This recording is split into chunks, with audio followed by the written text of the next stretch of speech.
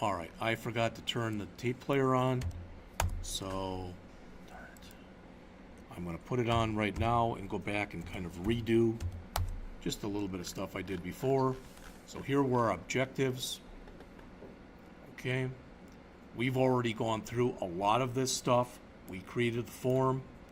We talked about the label, the field set. We talked about a little bit about styling the form. We talked about some of the new HTML5 controls. I've talked a little bit about server-side processing, but we'll get into more. And the chapter will end with talking about some of the free resources that are available on the web. So the chapter introduces forms that accept information from web page visitors.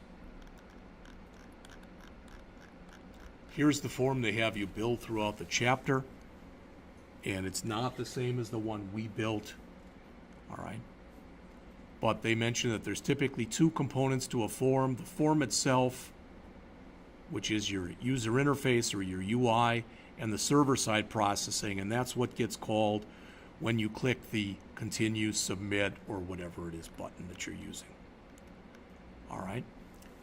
Form is a type of control. It's a type of element that you put on a page. There's a beginning form tag, and there's an ending form tag. The major form attributes are shown here in your book on page 401. The ones we care the most about are action, which is the server-side script that you want to run when your submit button is clicked, and method. With a get, you show the information inside of the URL. All right. So right now, if you look at this, this is actually right here. This is the URL up till this point. Everything that comes after the question mark, that's not the URL. That's referred to as the query string. All right. With a get, you show that information in the query string. So you wouldn't want to do that if you had information that was of a personal nature. Passwords, credit card numbers, social security numbers. For that, you would use a post. It transmits the data inside of the body where it's not shown to you. Now, I didn't do this on the example that I gave, but for the class, I did go back and change. So I went back to the form and I added an ID, which could be used on the client side with JavaScript, and a name, which could be used on the server side with ASP.NET or PHP or Java server pages or whatever. Then we got in and we talked a little bit about the text box.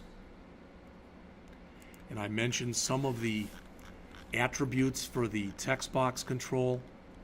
We already saw the type equal text. We saw the name. We saw the ID. If I set size equal, and I did do that, I set the size equal on the zip code field. So if I come in here and say size equal 35, then you'll notice on here, if we look at the zip code field and I refresh, you notice that got bigger. So if I wanted to make sure all of these were the same size, that's one way that I could do it.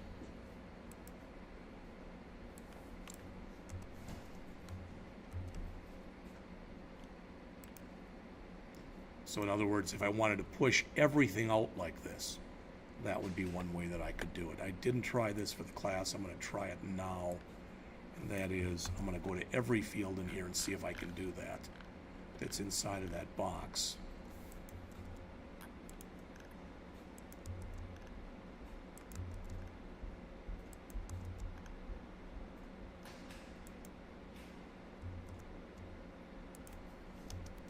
Don't know if it'll take for a select component or not. We're going to see.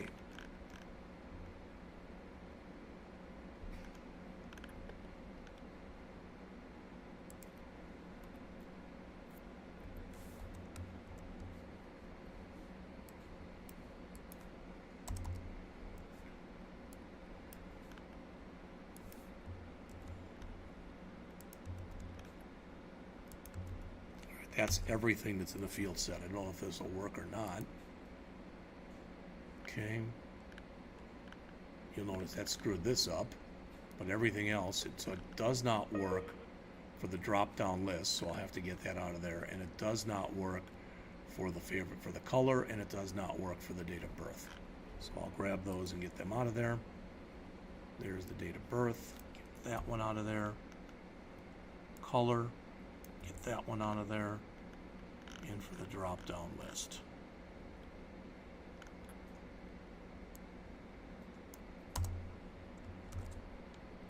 Come back, refresh. Now you can notice, other than those three fields, everything looks pretty standard. And I'm also pushing it off, so it's taking up virtually the entire width of the screen. All right. There are other ones that are in there, and the best way to learn is to just play with them.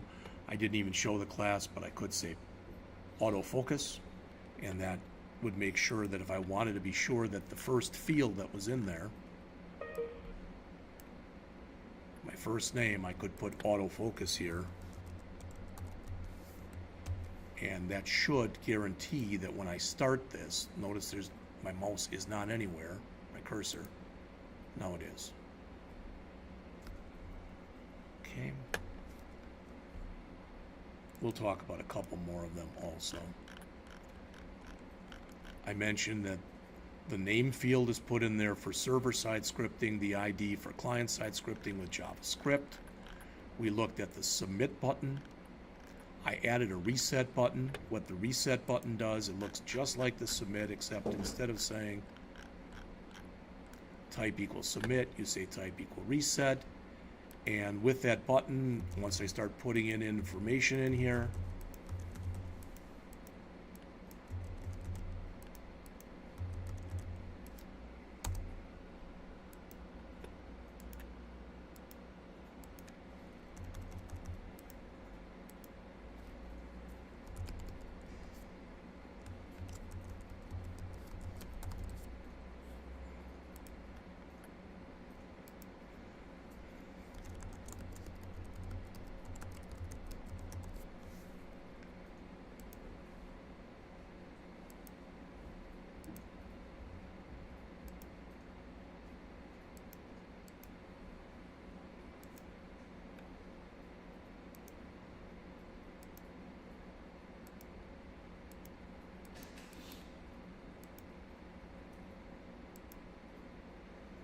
okay, so I've got all that in.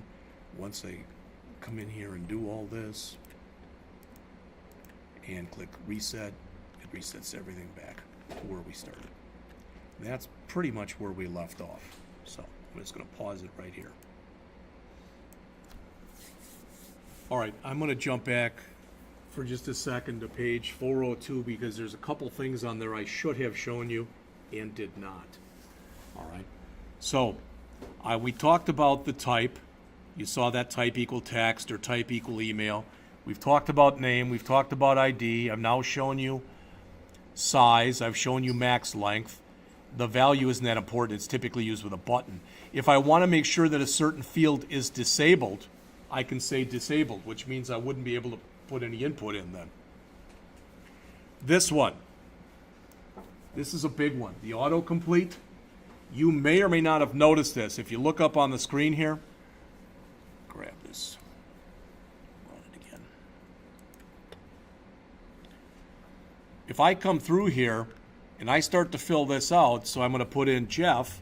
So notice if I say Jeffrey and I click there, that didn't do it.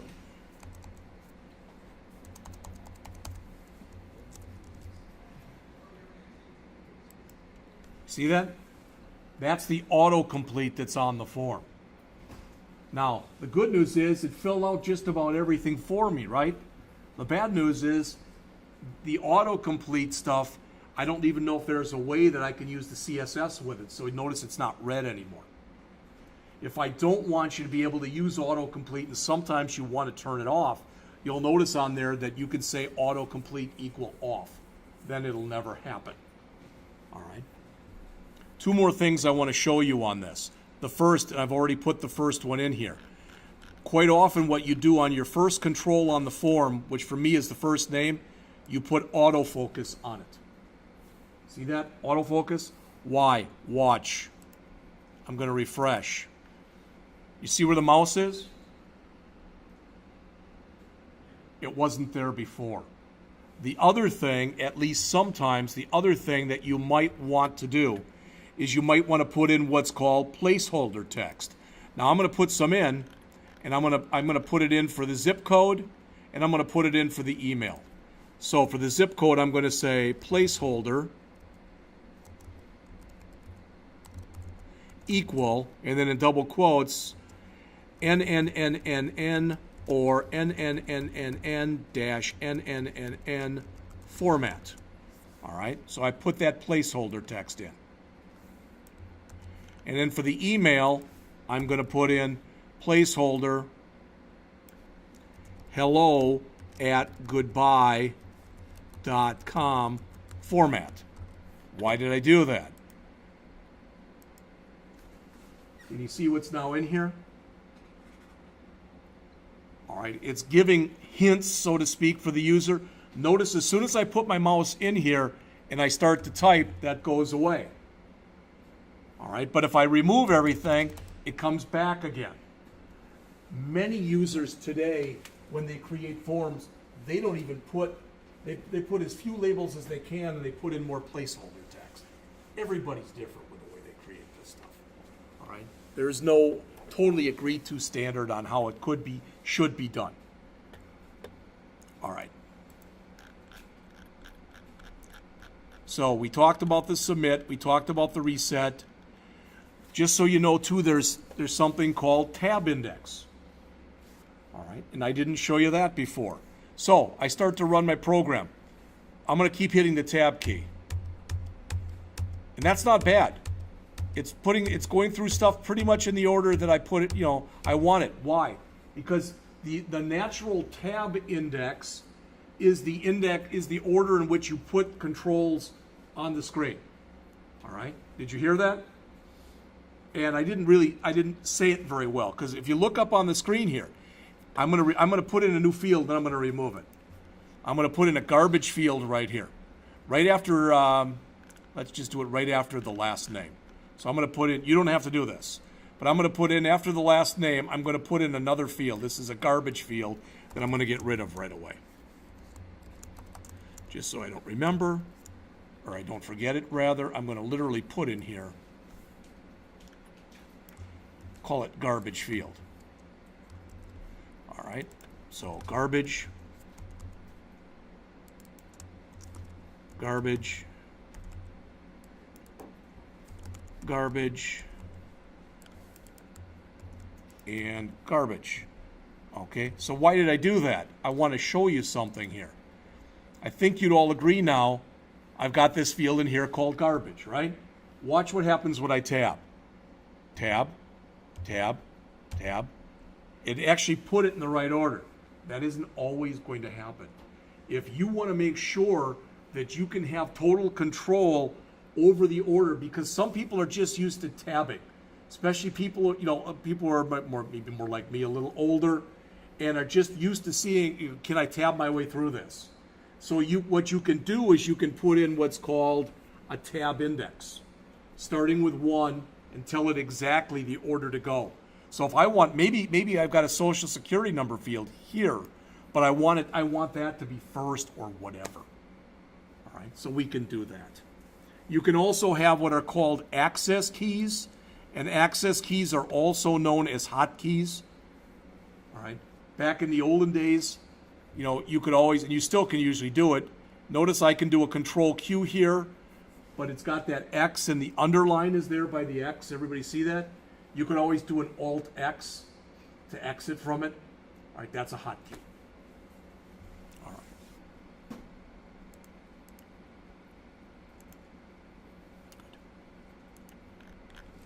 So there's a practice. First, they have you build this very simplistic example, and they walk you through it. So again, as always, if what I went over with you didn't totally resonate with you, or if you think you need more practice, do the hands-on practice that are in the chapter. All right. Turning up to the bottom of page 405, checkboxes. with a checkbox like this, choose the browser you use. Checkbox really isn't the greatest of examples for this one because you can choose none, one, any two, or all three. So checkboxes are for non-mutually exclusive choices. All right. Here's different things that you can do with checkboxes, and it's shown in your book on page 406. We've talked about most of these already. Radio buttons are similar to checkboxes, but they are for mutually exclusive choices. So here, you could only choose one. And the thing is, remember how I went in and for time to call you, morning, afternoon, or evening? Remember when we did that? We put in selected for that one, so morning was selected. Once you make a choice with a radio button, once you click one of them, or once one is set, one must always be set. All right, when the program's running. You don't have any choice. So here's the radio button attributes, which are virtually the same as the ones for a checkbox. All right. Hidden input control. First of all, hidden input is not a good name. Nothing is totally hidden. All right. Let's suppose, and in fact, you'll see this. There's a lot of examples like this out there. Let's say that I was doing this.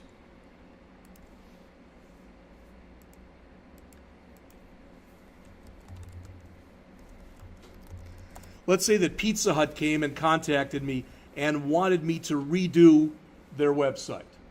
Okay?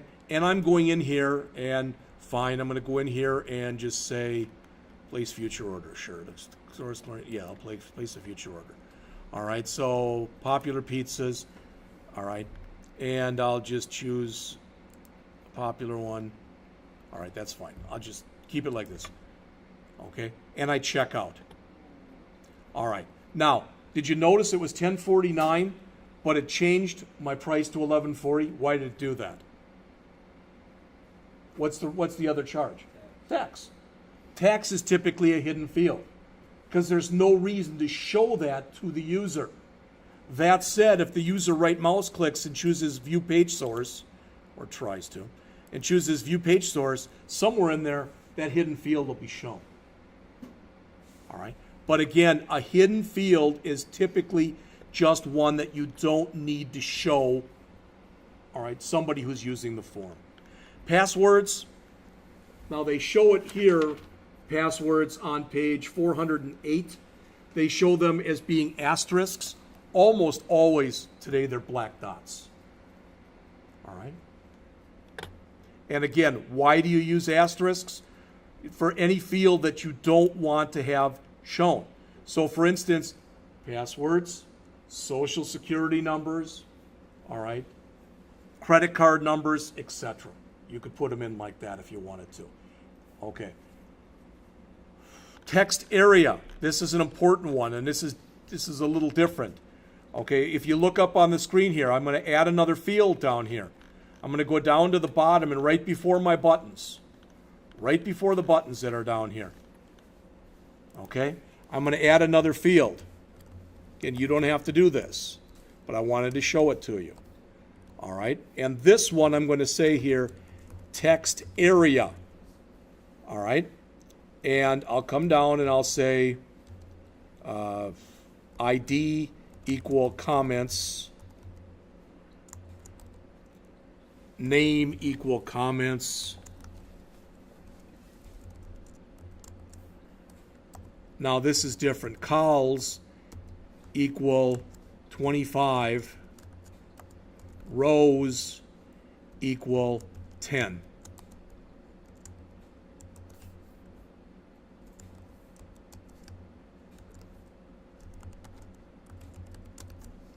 All right, and I'm going to grab one of those labels. There, grab this one.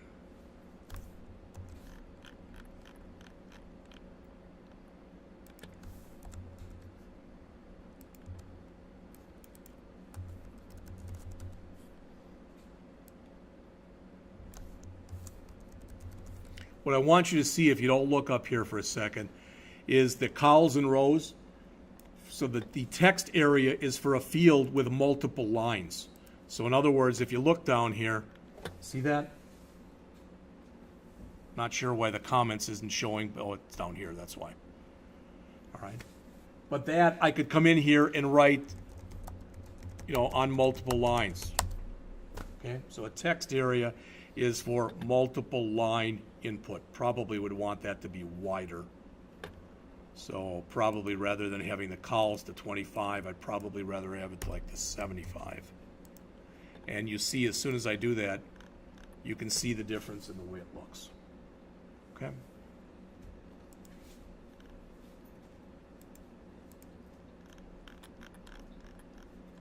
And here are the common elements for a text area. Then there's another hands-on practice where you build this. They haven't even talked yet about coming in and trying to do any formatting. All right. Here's a key thing. Bottom of page 410 in your book. You should all know this already. How do I send information in an email? Mail to. You can do an action equal mail to in here. Not done all that often, but it can be done. So maybe you know, sometimes you'll see that you'll fill out a bunch of stuff in a form and you'll get back, here's the information that you entered. So it'll show it to you. All right. Select list. We did this. We did the drop-down list. We did it for state. Select lists hold options. Okay. The select element attributes are shown on the bottom of 411. The option elements are shown on 412. Now what I didn't show you, because I'm going to let you look at this yourselves, notice they talk about an image button. All right.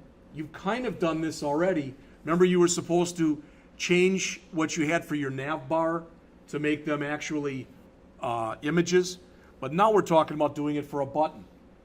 Maybe you've seen this, maybe, in fact, let's see if I can show you.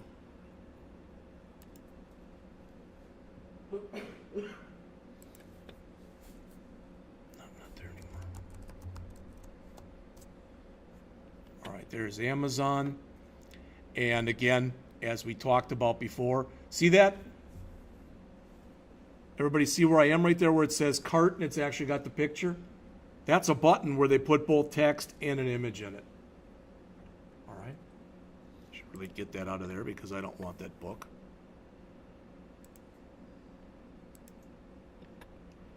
Where's delete? There we go.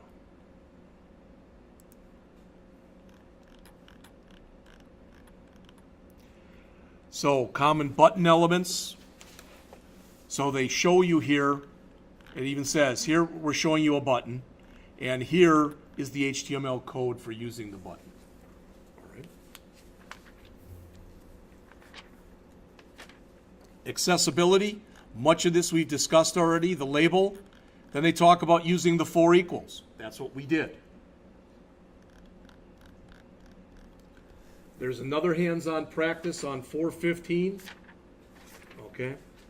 416, they talk about legend and field set. We've already done that. So there's another hands-on practice on 416 and on 417, going to the top of page 418, where you build this. So again, if you need additional practice or don't like the one we did in class, you'd be able to go through that one if you were so inclined.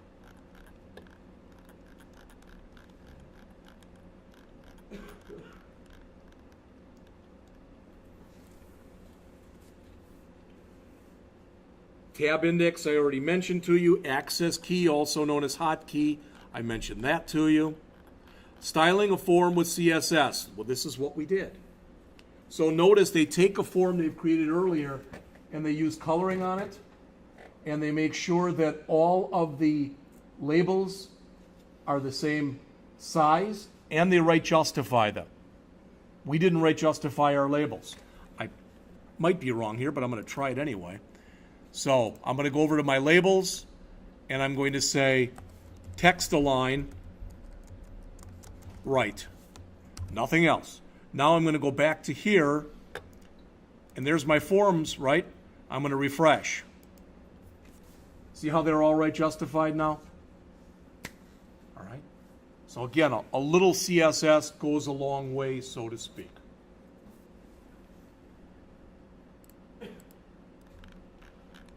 And they go through an example. I kind of like the example she's got here because she shows you all the CSS that you would use on the top of 420, and then in the middle of page 420 is the associated HTML. All right. Then on the bottom of page 420, going on to the top of page 421, this is a little confusing.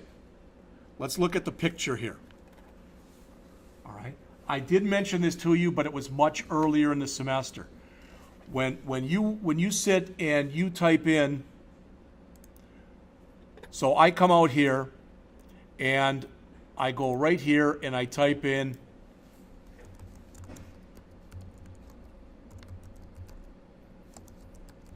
okay, so I typed in, and I don't even need all that, I just needed the rankin.edu, but if I type that in and I hit enter, can somebody tell me literally what happens when I hit enter? I'm making what's called an HTTP, or a Hypertext Transfer Protocol, request. All right. Remember, the only thing that the computer can understand are zeros and ones. The computer doesn't understand rankin.edu, but what the computer can understand, when I hit enter, it's got to take my request and it's got to grab my IP address, my Internet Protocol address, which is, like 3 digits, dot 2 digits, dot 2 digits, dot 4 digits, or something like that.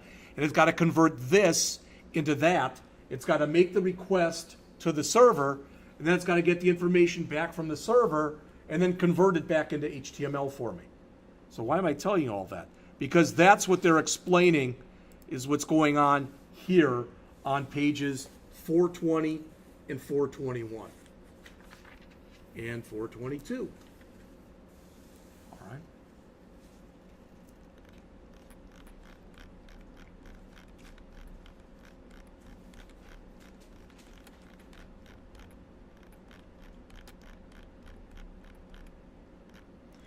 At the end of the chapter, they talk first on the middle of page 422 about privacy and forms.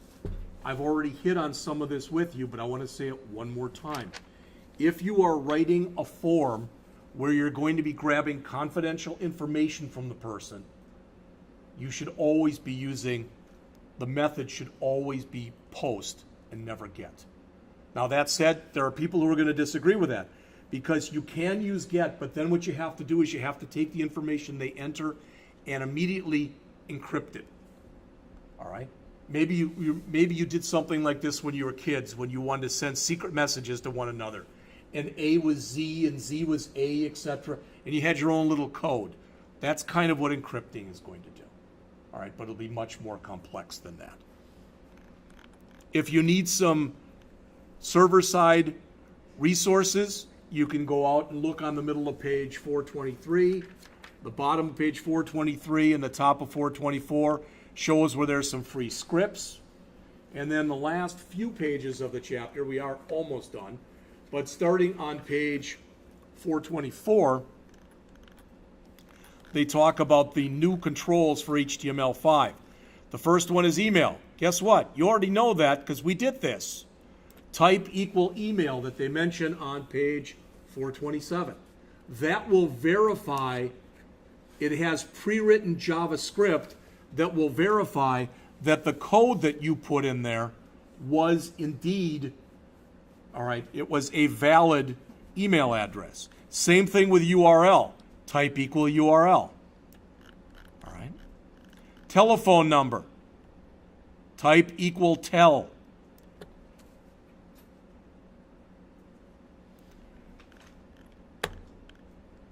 Search field. All right, type equals search. Data list, this one's kind of a cool one if you've never done this before. So for instance, this isn't a great, it doesn't show it very well here, but if I type in a letter E, that'll show me every one of these that has an E in it.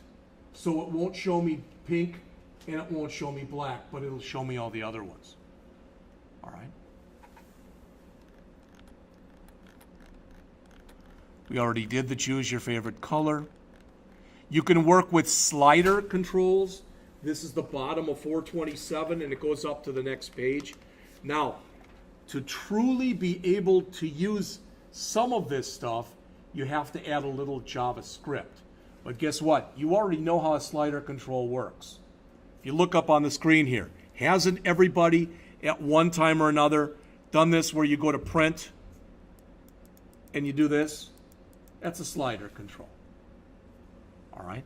And you'll notice that once I get down to 1, it doesn't give me any more. That's the minimum. If I'd set the maximum to 2, then I could go 1, 2, but if I tried to go up, I wouldn't be able to. Okay? All right. They talk about a spinner control, same stuff. They talk about a calendar. You already saw that. I showed you that with a date of birth. All right, we showed you the color that's on the bottom of 430 and the top of 431. You already saw that. There's another hands-on practice with this stuff on 431, 432, and 433. And the last thing that I'll mention about this is if you look on the bottom of 433 in your book, I don't remember if it's on the test or not, but I'm going to take for granted that it is, progressive enhancement. All right, remember there's graceful degradation where you assume people have everything turned on and every available option, and you work down from there, and there's progressive enhancement when you assume the person has the bare bones and you work your way up. All right, what I'm going to do next is I'm going to give you back your tests that you took the other day. They have not been recorded, although I have them on a piece of paper. All right, I did not record them into Inside Rankin yet. Sorry about that, but they will be at the end of the period. So it should be on the bottom of the page that had all the stuff on it. Has your grade on it. By and large, the grades were really, really good. I think 3 or 4 out of people in the class got 100%. I will need these back by the end of the period.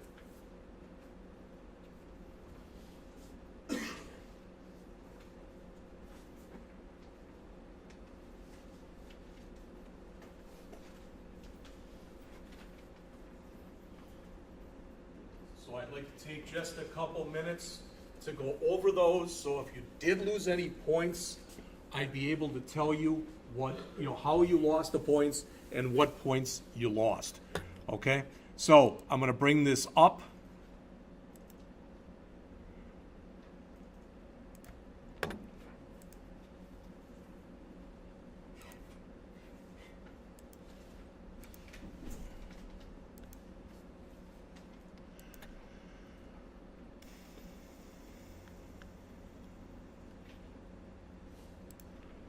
This was it, okay? And if I turn, I think everybody got all 10 points in here. Most everybody, if not everybody, got all the 25 points in here. Just about everybody created an images directory and a CSS directory. All right, I was assuming that you were going to put your CSS in that CSS directory. That's what you should be doing. All right, by and large, again, people were able to put in the picture, whether it was a picture of themselves or a picture of a hobby, a pet, or whatever it happened to be, including those image attributes. Now, I didn't take off for this. I think everybody in here put in the alt tag, which is good. Technically, the height and the width, technically, those should not go in your tag. All right, you should take the image and give it an ID, and the height and the width should go in your CSS. Did everybody hear that? That's considered much better practice. All right. There's also a couple of other attributes. There's a summary attribute and a title attribute. Why am I telling you that? because technically you would want to use one or both of those for accessibility. Remember, if you have someone who's sight impaired, you can have the best looking graphic in the world, and if they've been blind their entire life, it means absolutely nothing to them. All right, so typically you're going to add a title and a summary. Again, most everyone was able to go in. A lot of you did use the check. All right, I know one of you, I don't remember who it was. Tony, I think it was you, used footballs, which was fine. I didn't care what it was. All right. The favicons, a couple of you, for whatever reason, either didn't know how to do this or forgot to do it. All right. I'm going to expect when you do the next test, you're probably going to be building on to this one. So I'm going to expect that anything that you didn't do, you're going to fix by then. Did everybody hear that? Did anybody not hear that? All right. The box shadow, a couple people left that off. Well, you were supposed to have a wrapper div, and then you could put a box shadow around it. Virtually everybody did some form of a gradient and some form of a text shadow. All right. Modify the image to be hyperlinks. A couple of you asked, could I use, because there's built-in CSS things to do that. You could have done that too. But if you didn't do anything, if all you did, like a couple of you, all you did was you made your hyperlink a different color. That wasn't doing what you were supposed to do. All right. And the last thing that's in here, I kind of took everything in total. So if you lost points on the last question, you lost points because you lost points up above. Now, a couple of you lost a point or two up above, but you still got 10 out of 10 on it because basically you created what you were supposed to create. If you have questions, feel free to ask me. All right. If you have questions or you want to argue different things, that it's always your right to do that. All right. Now, again, tomorrow we will do the written test.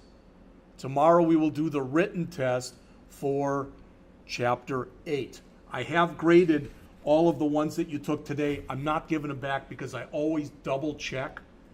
And sometimes I'll throw a question out because 3 of you got the question wrong. And I'm like, yeah, you could have looked at it that way. So then you get credit for it.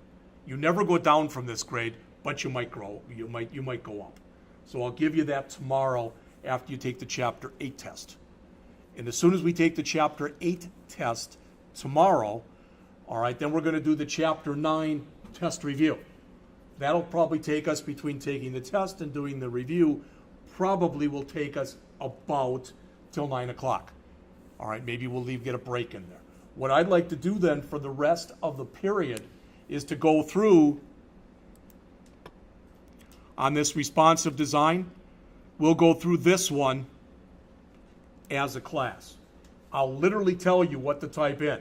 We'll finish every bit of it we can, okay? And I'm going to be doing it very piecemeal. You're going to be doing the final product. I'm going to be doing this in 13 steps. Literally, I'm going to do a few things, and we're going to run it. I'm going to do a few more things, and we're going to run it. We probably won't be able to get that done between 9 and noon, but we'll do the best we can. Then on Wednesday, when you come in here, the first thing is you'll take the Chapter 9 written test. Then after that will be the Chapter 7, 8, and 9 hands-on test. All right?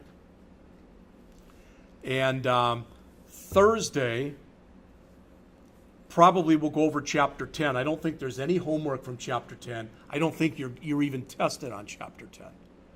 All right? So we'll do that, and then we'll see where we are. But I'd like to have Friday be lab the entire day for you to finish up this assignment that's shown on the screen right now. All right? It's not due until a week from today. But I'd rather have it where if you got it all done by Friday, that's just one less thing you have to worry about on your weekend. All right? I will not grade these regardless, even if unless I have everybody's in by Friday, they won't be graded this weekend. Everybody hear that? I don't think it's fair because a lot of times people who get stuff turned in early really do a superlative job. I get it, boom, I've done it all. And I like to grade them in total so I can check everybody else with everybody, check everybody with everybody else. Questions on that? Yes. It's not on that, but when is the Chapters 7 and 8 hands-on due? Chapter 7 and 8 hands-on. Let's just make them both due Friday. All right? So you've got a half an hour right now. You can start working on that stuff. I think I've tried to let you know what's going on for the rest of the week. All right, and please make sure the thing I just handed to you, you hand it back right away. All right, because I want to make sure I've got those actually put in here. Yes. The Chapter 8 hands-on, that was optional, right? Yeah, the Chapter 8 hands-on was optional, but the Chapter 7 stuff, just get it in by Friday. All right, I know I won't have time to grade it before then anyway. Got stuff going on in my afternoon class. I got to write a big test for them. So. What's that? Didn't write grade it. Oh, you know why? You're gonna have to show me yours What is that? because let me show you. Okay. This is what I got. And I know this is what you did. But I want to show you, I'm going to take it right from the top. So, let me bring,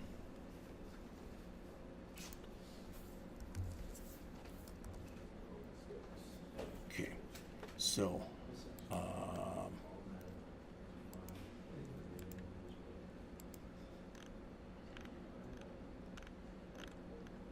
looking for yours, there it is. Okay.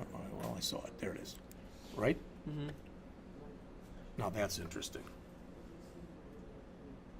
I'm not kidding you. You must have given me two of them because the one that I graded had hardly anything in it. I'll grade it, and you'll get it back. Does that have it in there? Yeah, that's all on 4 meg. The one I graded was 150 meg. Okay. And it was like starters for everything. And I'm like, I know he didn't do that. That's good. No, I'm happy. Okay. Okay, good. Is this? Oh wait a minute. This is hands-on for chapters 4 to 6. Here, no. I'm gonna keep looking. Like this.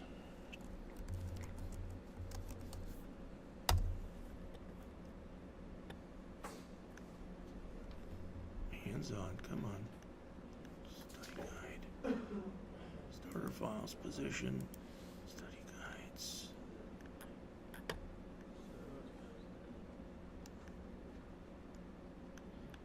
I think that hands-on was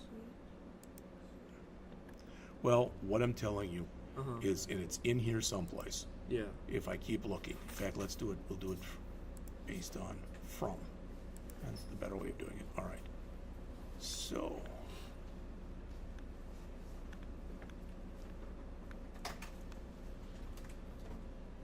Positioning, hands-on, hands-on. Hands-on test 1. Hands-on exercises. Whatever I found from you previously. All right. So let's look. Okay. I want to make sure I'm grading the right Yeah, one. make sure it's the right one. Yeah, I know that one's it because I wrote you a little. No. Is this? Wait, no, that's not it. I think it should be that. Yeah, that's it. I just couldn't get the H1 tag or the All right. icon to show up, but I had it in there. So let's do this. Okay, so that's, notice, 146K, right? Couldn't get my H, okay. So file, portfolio 2, save link as. Is this a small one again? Yes, that's the problem.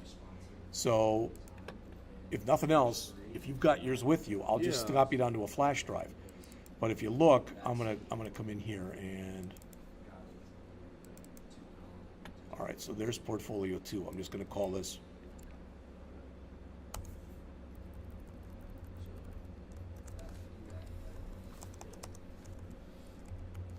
All right, so Matthew portfolio.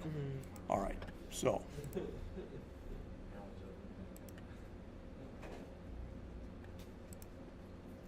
So there it is, right there. I just did it, 1121.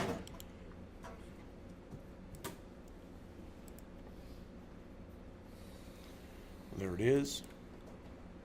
Okay, so I'll grab the home page. What the heck? That's all. And I thought, well, he didn't want me to grade that. I'm pretty confident of that. So I'll do tell you have what. the other one, No, or I don't know if I do. No, you have to send. I'll right now. I'll come over and I'll grab it from. Put it on a flash drive. Okay.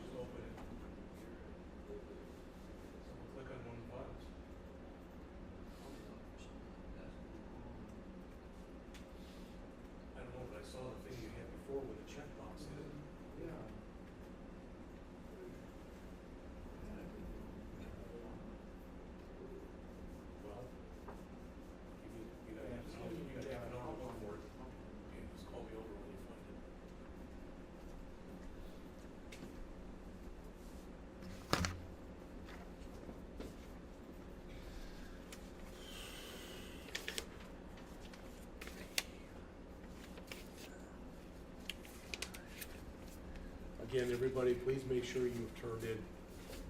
So on one of my images, I did alt plus equal Yeah. instead of alt equal. Is that 1 point off of each of Yes. these? Okay.